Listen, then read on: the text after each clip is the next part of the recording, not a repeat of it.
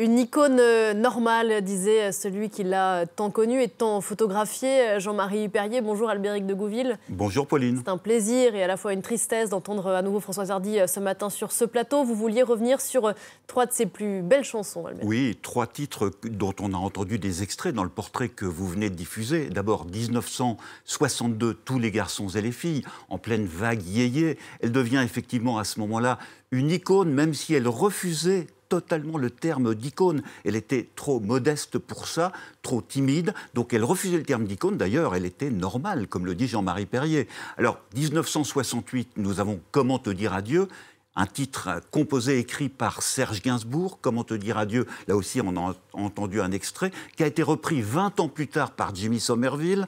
C'est un titre aussi iconique, si l'on peut dire, et d'ailleurs, Rachida Dati, aujourd'hui, lui rend hommage en posant la question comment lui dire adieu. Et puis en 1973, nous avons Message personnel, cette fois-ci écrit par Michel Berger. Vous voyez, Message personnel, Michel Berger, Comment te dire adieu, Serge Gainsbourg. Elle savait s'entourer des plus grands noms, des plus grands auteurs.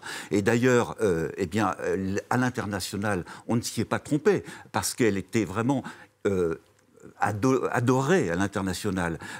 En 2023, 50 ans après Message personnel, le magazine, donc l'année dernière, le magazine Rolling Stone publiait un classement des 200 plus grandes chanteuses, chanteurs de tous les temps. Eh bien, il n'y avait qu'une seule représentante de la France dans ce classement des 200, c'était Françoise Hardy.